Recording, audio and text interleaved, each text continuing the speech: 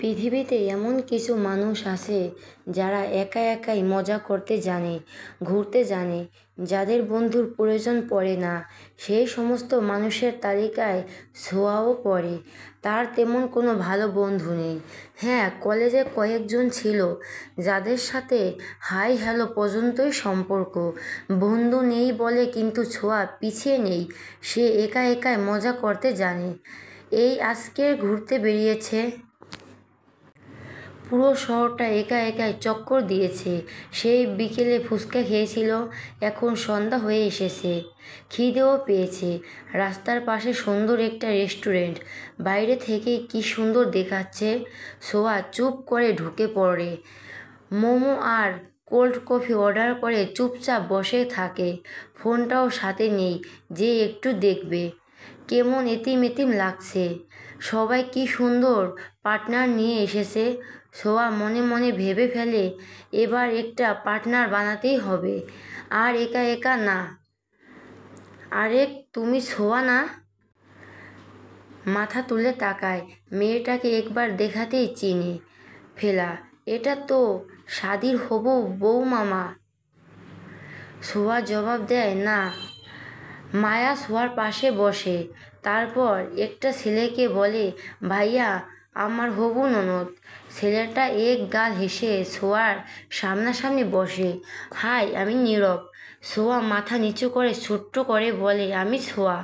বাহ, খুব সুন্দর নাম। তা একা কেন? আমি একা ঘুরতেই পছন্দ করি।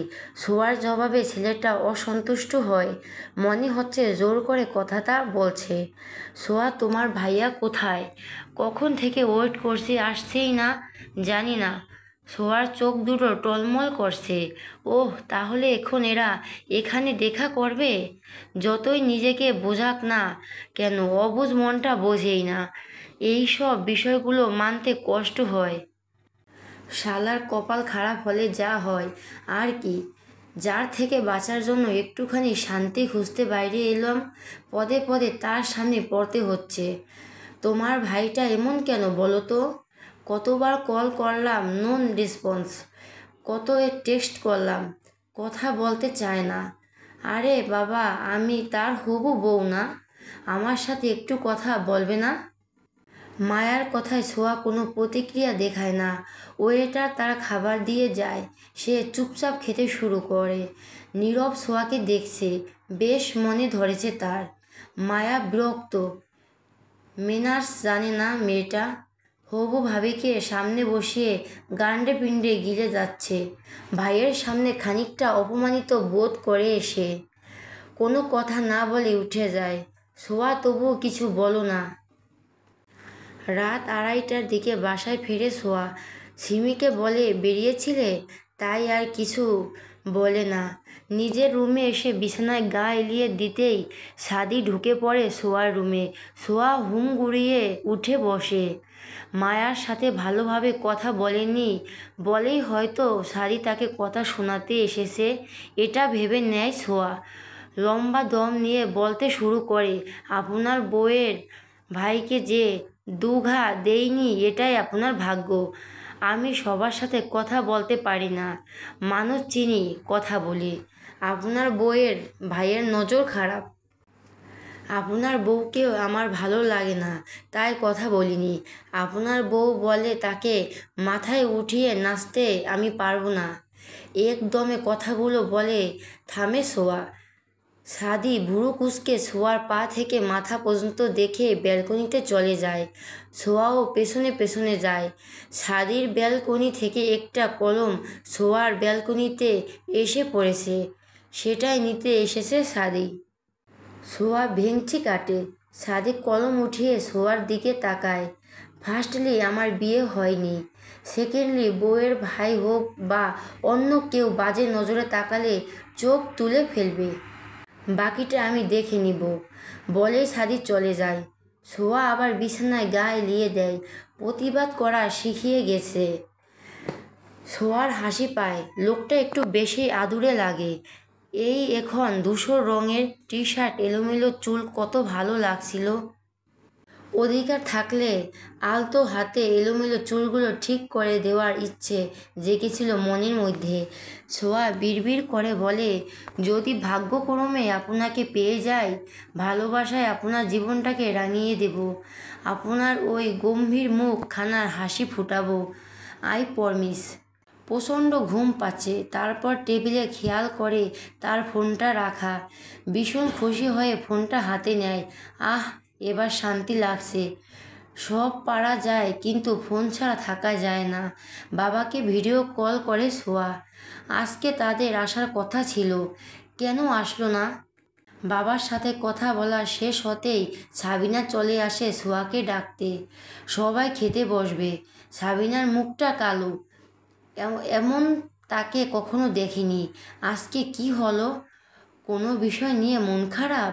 সোয়া সাবিনাকে টেনে বিছানায় বসিয়ে দেয়। সাবিনার কোলে মাথা রেখে আহ্লাদে সুরে জিজ্ঞাসা করে, কি হয়েছে মাম্মা? সাবিনা সোয়ার চুলে হাত বুলাতে বুলাতে দীর্ঘ শ্বাস ফেলে বলে, আমার ছেলেটাকে মানুষ করব কিভাবে? মায়ার সাথে কথা বলে না সে। আজকে রেস্টুরেন্টে অপেক্ষা করেছে, সাদি যায়নি। দুদিন পরে বিয়ে হবে। মেয়েটার মনের অবস্থা কেমন হয়েছে ভেবে দেখো। আমাকে কল করে প্রচণ্ড কান্নাকাটি করেছে মেয়েটা। আমার এসব ভালো লাগছে না। সোয়া নিজেও সাদির ভাবনায় বিভোর হয়ে যায়। মানুষটা তো মায়াকে ভালোবেসে বিয়ে করছে না, বা মায়ার প্রতিও তার কোনো ইন্টারেস্ট নেই। তাহলে মায়ার জায়গায় পাত্রী সোয়া হলে খুব কি ক্ষতি হয়ে যেত? ভালোবাসা চায় না তার থেকে, সুখের সময়ও তার পাশে থাকতে চায় না ছোঁয়া। সুখটা সে একাই উপভোগ করুক। শুধুমাত্র দুঃখে, মন খারাপ, একাকিত্বে সোয়াকে সাথী বানালেই তাতেই সন্তুষ্ট থাকতো সোয়া। তাকে সারা জীবন দেখার একটা সুযোগ চেয়েছিল শুধুমাত্র, এই তো, বেশি কিছু না। সাবিনা আবার বলে ওঠে, আমি কি ভুল করছি সোয়া? সোয়া সাবিনার হাতে চুমু খায়। তুমি কোনো ভুল করছো না।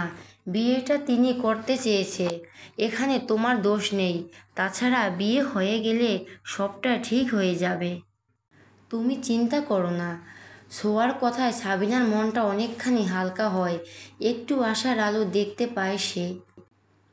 খাবি চল, সবাই বসে আছে তোর জন্য।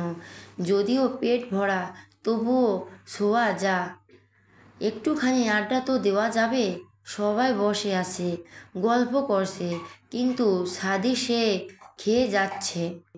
করলা সিদ্ধ, করলা ভাজি আর করলাই দিয়ে ইলিশ মাছের ঝোল, তাও আবার চামচ দিয়ে সাহেবি পদ্ধতিতে খাচ্ছে। সোয়া বড় বড় চোখ করে সাদির প্লেটের দিকে তাকিয়ে থাকে।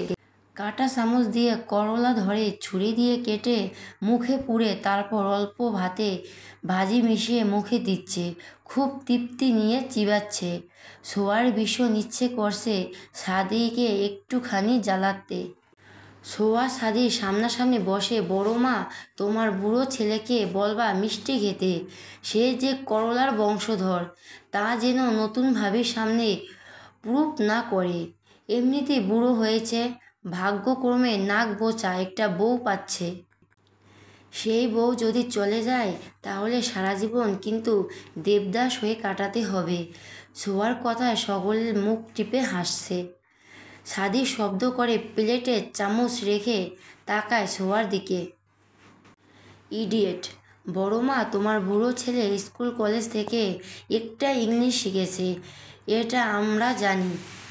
তাই তাকে কথায় কথায় ইডিয়েট বলতে না করে দিও। আমরা সবাই জানি তিনি ইংলিশে কাঁচা। জিজু ঠিক বলছে। সিফাত আমতা আমতা করে, কি বলছে সে? শালির দিকে টান নেই, ভাই খেপে যাচ্ছে। সাদি আর ছোঁয়ার দিকে নজর দেয় না, চুপচাপ খেতে থাকে। ছোঁয়া মনে করে কয়েকবার বলে, পাষাণ, পাষাণ, পাষাণ। খেতে খেতে ছোঁয়া আবার বলে ওঠে, চাচ্চু, ভাবছি বিয়ে। বাকিটা শেষ করার আগেই সাদি ধমক দিয়ে বলে ওঠে, আরেকবার বিয়ে শব্দটা উচ্চারণ করলে থাপ্পড়ে গাল লাল করে দিব, ইডিয়েট। বয়স কত তোমার? যখন যেটা মনে চাইবে সেটাই না। সকলে অবাক হয়ে তাকিয়ে থাকে সাদির দিকে। সাদির বিয়ের দিন ঘনিয়ে এসেছে। আজ বাদে কাল গায়ে হলুদ। সাবিনা সবার জন্য জামা কাপড় কিনেছে সাদির জন্যও। স্বামীর সাদিকে ধরে বেঁধে 2 বার শপিংয়ে নিয়ে গেছে, কিন্তু বেচারা সাদি কিছুই কেনেনি। জোর করেও তাকে একটা জিনিস কেনাতে পারেনি। শেষে বাধ্য হয়ে স্বামীর নিজের পছন্দে সাদির জন্য কয়েকটা পাঞ্জাবি কিনে আনে। বিয়েতে শেরওয়ানি পরতে হয়। বেচারা সাদি ভুলেই গিয়েছে। এক চোট বকা খেয়েছে সে সাবিনা বেগমের কাছ থেকে। সাবিনা ছোঁয়ার জন্য কলা পাতা রঙের শাড়ি কিনেছে, তার মধ্যে হলুদ রঙের ফুল। শাড়িটা বেশ সুন্দর। সবাই মিলে কেনাকাটা দেখছে। সাদির একমাত্র ফুপি সুমি এবং তার 2 ছেলে ইমন আর রিমন, তারাও এসেছে। ইমন অনার্সে পড়েছে আর রিমন ছোঁয়ার সমবয়সী। ওদের 3 জনের খুব ভাব, মনের কথা একে অপরের সাথে খুব ভালোভাবে শেয়ার করতে পারে। সাদি এক পাশে পরীকে কোলে নিয়ে বসে আছে। এসব কেনাকাটাতে তার মন নেই, ইন্টারেস্টও নেই। সোয়া আর চোখে বারবার সাদিকে দেখছে। আজ বাদে কাল লোকটা অন্য কারো হয়ে যাবে, তার পাশে অন্য কেউ থাকবে। মস্তিষ্কে এসব ঘুরপাক খেলেও মন বলছে অন্য কথা। মন বারবার বলছে, সাদি তোর সোয়া, সে অন্য কাউকে বিয়ে করবে না, তুই দেখে নিস। ইমন সোয়াকে মাথায় গাঁটটা মেরে বলে, কিরে সেকা খাইছিস নাকি? সোয়া সাদির দিকে তাকিয়ে মুচকি হাসে। বিচ্ছেদ তো তাদের হয় যারা সম্পর্কে জড়ায়। আমি তো মায়ায় জড়িয়েছি, আর তিনি আমাকে অবহেলায় আষ্টে পৃষ্ঠে জড়িয়ে রেখেছে।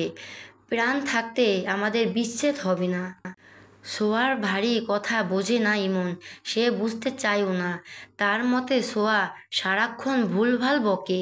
তা ভাবির ছেলে বউ কেমন? সুমির কথা শুনে সাবিনা মুচকি হাসে। আলহামদুলিল্লাহ ছোট আপা, বউ আমার মাশাল্লাহ। সাদি পরীকে কোলে নিয়ে দাঁড়িয়ে যায়। যতটা ভালো লাগে হবু শাশুড়িকে ঝাড়ি দিয়ে কথা বলতে পারে, বলেই সাদি চলে যায়। সাবিনার হাসি মুখটা চুপসে থাকে। থমথমে পরিবেশে সৃষ্টি হয়। সিমি এগিয়ে এসে বলে, মা কি বলছে এসব? তোমাকে ঝাড়ি দিয়েছে? সাবিনা জবাব দিতে পারে না, চুপ হয়ে যায়। সুমি রেগে বলে, এই মেয়েকে তুমি বাড়ির বউ করতে চাইছো? মাথা ঠিক আছে তোমার? সাবিনা দীর্ঘ শ্বাস ফেলে বলে, এতে যদি আমার সাধু ভালো থাকে আমি 1000টা ঝাড়ি খেতেও প্রস্তুত। মেয়েটার কি দোষ বলো? সাধু কথা বলে না, ফোন তুলে না, তাই একটু কড়াভাবে বলেছে। হ্যাঁ হ্যাঁ তাই তো, মেয়েটা তো দোষ নেই। সোয়া তালে তাল মিলিয়ে বলে। সিমির চোখ পাকিয়ে তাকায় সোয়ার দিকে। সোয়া মুখ বাঁকায়। সোয়া আসলে এই কথা বলতে না, কিন্তু সিঁড়ির দিকে সাদিকে দেখেই তাই বলল। সাদির বন্ধু বান্ধবরা আজকেই চলে এসেছে। আসলে তারা হাতে হাতে সব কাজ করে দিবে। সোয়া পার্লারে গিয়েছিল, ফেস আর চুলগুলো একটু পরিপাটি করে এসেছে। এখন সে 2 হাতে মেহেন্দি পরে সারা বাড়ি ঘুরঘুর করছে। সকলেই কাজে ব্যস্ত। কাল গায়ে হলুদ, 1000টা কাজ পড়ে আসে। একমাত্র ফ্রি হচ্ছে সোয়া এবং পরি। পরি তবুও খেলছে। সোয়া সোফায় বসে আছে। ভীষণ পানির পিপাসা পেয়েছে সোয়ার। সে পরীকে বলে, মাম্মাম একটু পানি খাইয়ে দাও। পরী শোনে না সোয়ার কথা। সোয়া হতাশ হয়, ফোঁস করে শ্বাস টেনে বলে, আমি কি এবার পানি বিনা মরে যাব? তখনই কেউ সোয়ার মুখের সামনে পানির গ্লাস ধরে। সোয়া কথাবার্তা ছাড়া আগে পানি খেয়ে নেয়, তারপর তাকায় পানি দেওয়া ব্যক্তিটার দিকে। কিন্তু সাদি দেখবে কল্পনাও করেনি। সোয়ার মুখে পানি ছিল, তা ফোঁস করে ফেলে দেয়। সাদির ওপর পড়ে পানি। 2 পা পিছিয়ে যায় সাদি। দাঁতে দাঁত চেপে বলে, ইডিয়েট। সোয়া চোখ দুটো একবার বন্ধ করে আবার খুলে বলে, আপনি এখন কেন বিয়ে না করবেন? যান নাচেন গিয়ে। কী গানে নাচবেন ভেবে পাচ্ছেন না? আমি সিলেক্ট করে দিচ্ছি। বয়স আমার 50 পেরিয়েছে। ও সজনী গো, তোমার গলায় এই বুড়ো মালা দিব। দারুণ না গানটা? এই গানে ডান্স করেন গিয়ে। সাদি বিরক্তিতে চোখ মুখ কুঁচকে ফেলে। এই মেয়ে এত ফালতু কথা বলে কি করে? কি গান পছন্দ হয়নি? কপাল গানে ডান্স করতে চান? বুড়ো বয়সে কোমর ভাঙবেন আপনি, তখন আপনার সুন্দরী বউ দৌড়ে পালিয়ে যাবে। সাদি দুই হাতে নিজের চুল টানে। কেন এসেছিল সে পানি খাওয়াতেই? এর মেয়ের প্রতি একটুও মায়া দেখানো সম্ভব না। আজ তো একটা বেয়াদব মেয়েটা। সাদি যেতে নেয়। ছোঁয়া বলে ওঠে, বাড়ি তাহলে করছেনি? সাদি থেমে যায়, তাকায় ছোঁয়ার দিকে। মেয়েটাকে একটু অন্যরকম লাগছে। চেহারায় অন্যরকম একটা ভাব এসেছে। চুলগুলো একটু বেশি সোজা লাগছে।